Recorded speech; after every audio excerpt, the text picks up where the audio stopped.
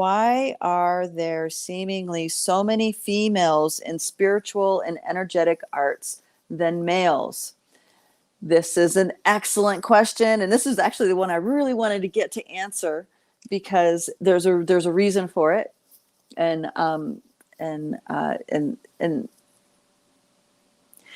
right. So one, we have to acknowledge, and I'm not trying to be insensitive to people who are considering themselves non-binary or trans or whatever. I'm not trying to be insensitive to your life path. You know, I am in the position that to everybody their own.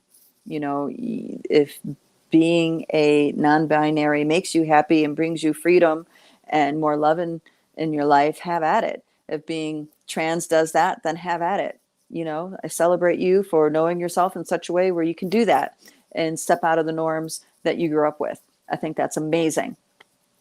And what I'm going to say is that there is a difference. There is especially in a biosuit with subtle layers, subtle bodies, there is a big difference between male and female.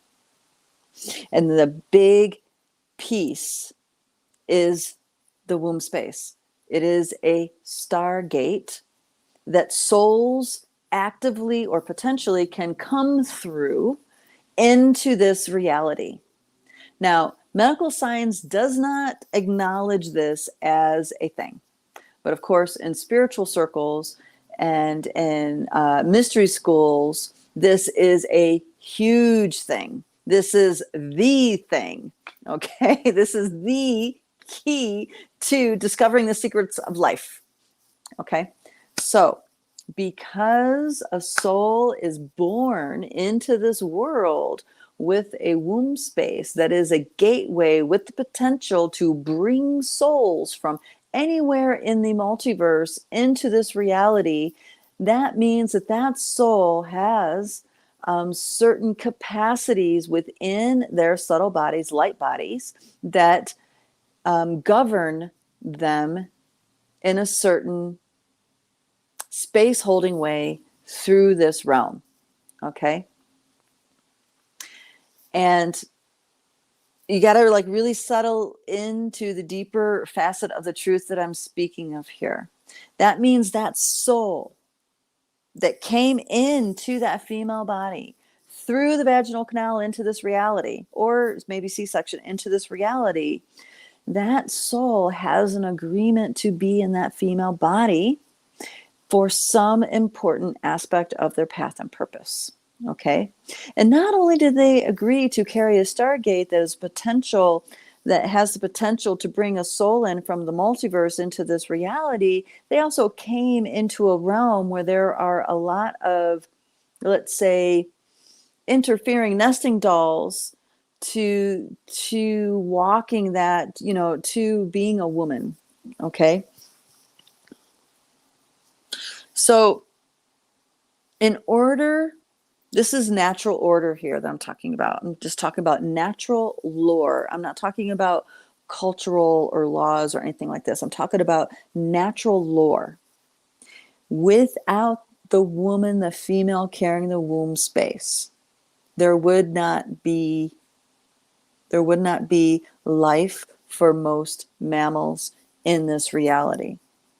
Now, there are invertebrates, there are beings that are male and female, there are beings that can switch between male and female, there's different, you know what I mean? There are life forms that are like that, like the jellyfish and the octopus, and, you know, there are in the seahorse, there's all these different beings that are like that, where the male-female is not as distinctive, but I'm not talking about that. I'm talking about mammals, I'm talking about humans, and the stargate of the womb space. Nature sets everything up. Mother Nature, Pachamama, sets everything up to be born poised for success. This is a birthright of being in this reality. And the birthright is not given by the powers that be, the control system, the matrix. No. The birthright is given by the sacred mother herself. So that means that every female with a womb space, with that potential of bringing a soul from the multiverse into this reality, she's carrying with her a deep connection into that sacred force, feminine force of bestowing life, giving life. Now, when you plant something, you don't plant it and give it the most detrimental circumstances possible to grow. No, when you want life, when you want your plants to grow, when you want your garden to be healthy, when you want your children to be healthy, as a mother, and granted, there are some messed up people that don't deserve to have children. And yes, I'm saying that out loud because this is true. When you have a person, a mother that is in connection with her feminine force, subconsciously, all these things, they are poised to give them the best they can. There's a natural inclination for that. And that is why women are poised for the spiritual and mystical. It's because they quite literally hold a mystical gateway from a soul level down into this three-dimensional level, 2D level, to bring life forward into this reality. It is natural. It is default. Now, men don't have that. Not to say that men aren't amazing gardeners and farmers and parents and life givers or anything like that, but they do not have that stargate inside of them. They have a completely different relationship to the mother, to cosmic mother. They have a totally different relationship than a woman does.